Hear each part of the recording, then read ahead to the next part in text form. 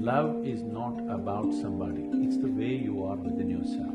But we hold different relationships. Every relationship, it's a different kind of transaction, isn't it? And if you do not know what is the purpose of the transaction and the nature of this transaction, you will obviously mess it up. Love is a certain way to be. Relationship is a transaction. Transaction has to go by the laws of the transaction. If you try to push it beyond that, it'll break.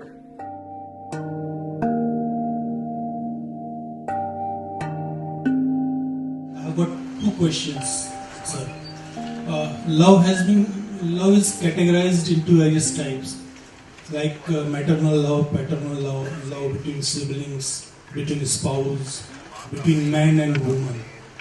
I want to know whether there is any correlation between sex, love and meditation. That is the first question. Second is Shiv and Shakti. Shakti is energy and energy is matter. Can we say it is consciousness, if we can translate it into English, consciousness and matter? Second question, no. It's a complete… there's too much of wrong depiction happening. I don't know if we have the time to look at that, because that's a certain dimension of life which has to be looked at in a certain way. For the first one, there is… see, I think we've already gone through this. See, love is not about somebody, please understand. A relationship is about somebody. We hold different relationships with different kinds of people, isn't it? Depending upon what is the nature of activity we are in. Now, your child comes here, out of your love, you grab him and put him on your lap. Your neighbor comes, please don't do that. But can you love your neighbor equally like this, without grabbing him? Yes or no? So, your mother comes, you go and do this and express your love. Your dog comes, boo boo boo boo boo, you do. Can you love your dog as much as your mother? I'm asking you. Oh, dog and mother, he's comparing. Stupid nonsense, tell me, when you're really feeling wonderful about your dog, is it any less than anything or any more than anything? Huh? Love is not about somebody, it's the way you are within yourself. But we hold different relationships. Our relationship with the dog is one way, with our mother another way, with our child another way, with a friend another way, with a working relationship it's another way. Relationships are transactions. Transactions have to be managed sensibly. You can't hold same transaction with everybody, polygamy. Why am I being made the poster? Not you, not you, it's a concept. It's a concept. You're not the only one who's aspiring for that. So it's a conceptually, it is just that. Every relationship, it's a different kind of transaction, isn't it? And if you do not know what is the purpose of the transaction and the nature of this transaction, you will obviously mess it up. You'll obviously mess it up, it doesn't matter how close they are to you, you will see it'll got… many number of people it's happened, people who thought they're one and they'll never get separated are in horrible, hateful situations between them, not because of anything else, not because they're bad people, not because something else, just that you do not understand the limitations, you mistake action and the way to be. Love is a certain way to be. Relationship is a transaction. Transaction has to go by the laws of the transaction. If you try to push it beyond that, it'll break. But how you feel within yourself, nobody has any business with it.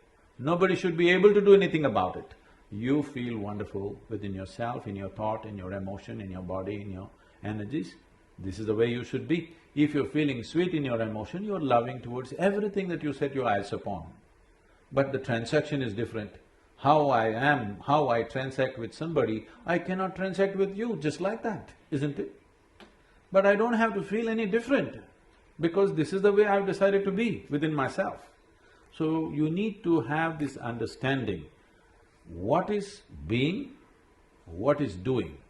If this distinction is not there, then you'll mix it up and you think this is that is this. I love you is a fake statement. I'm in love, all right. I can't love you, it's not possible. I can transact with you, in a certain way. But I'm loving. Because I'm loving, the transaction also has that quality. If I'm not loving, the transaction will not have that quality, isn't it? Sir, my question was correlation between sex, love and meditation. Is there any correlation with meditation? Is there any correlation between sex, love and meditation? I thought we separated sex and love sufficiently. Sexuality means… I'm not trying to make a moral judgment on it, I have no such thing about it. It is just that your intelligence has been hijacked by your hormones. When you're 10 years of age, you looked at this boy or this girl, they were just human beings. Suddenly you became 12, 14, you look at them, suddenly small changes in the shape of the body are looking like a whole universe all of a sudden. Yes or no? Why? Because you have been chemically poisoned from internally. This is nature's trick of somehow seeing that you reproduce. Don't think nature is interested when whether you love somebody or you don't love somebody. Nature is interested that you reproduce, because otherwise the species will end. All this drama around it needs to happen because if you simply go for reproduction, you feel like an animal. Having evolved beyond that, somehow you feel uncomfortable. So you want to add all these songs, what are the dialogues? Sing one song from… You have to do all this to make you feel like it's something else, it's not about this. But no, sexuality is just that, hormonally driven. Is it good, bad? There is no such judgment, it's not for you to judge it's good or bad. The question is for you personally, how strong a force is it within you? Do you want to dedicate your life for that or no? That's something that you have to take a call. How is it connected to meditation? The word meditation in English language doesn't mean anything, actually. That's why everybody uses it. If you close your eyes and sit, in English they will say you're meditating. With eyes closed you can do many things. You can do japa, tapa, dharana, dhyana, samadhi, shunya, any number of things. Or you might have just mastered the art of sleeping in vertical postures. Who knows what you're doing with your eyes closed? Different things you can do. So, if we assume that meditation means dhyan, again the word dhyan is being used too loosely, it is not specific in today's usage, but it has a specific meaning. It means that if you sit here, your body is here, your mind is there, what is you is somewhere else. That means these three identities are separate in your experience.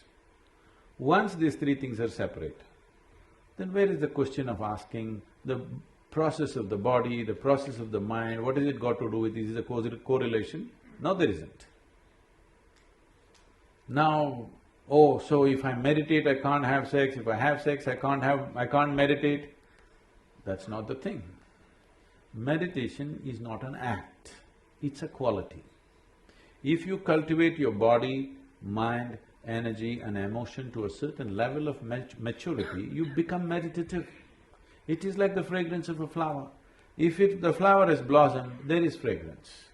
If a flower doesn't blossom, you can spray something and go, but it'll not be the same. There's a difference between what exudes from within you and what you put on from outside. There's a big, huge difference. It's a question of life and death. The difference is between life and death. You can even make a dead body smell good if you spray something, but that's different. Exuding a certain fragrance is completely different. So meditation is a quality. Its meditativeness is a quality, not an act. If I do this, is it meditation? No. If I do that, is it meditation? No. If I do that, is it meditation? Yes. This meditation, yes. I think this will put you in the right perspective. It once happened, this was a Sufi master called Ibrahim. Ibrahim gathered a few people in his place and he was trying to train people. One evening, two of his disciples meet and they're frustrated, and one guy says, "Hey, I want to smoke, but I don't know what the master will say." The other guy says, "Even I want to smoke." then why don't we ask him? They decide. They decide to ask him separately. Next day evening, one guy is sitting there in the garden frustrated, another guy comes smoking. He said, "Hey, you're smoking? Master told me not to smoke and you're smoking." That guy asked, "What did you ask the master?" He said, "I asked him, can I smoke when I'm meditating?" He said, "No." "Ah, that's your problem. I asked him, can I meditate when I'm smoking?" He said, "Yes."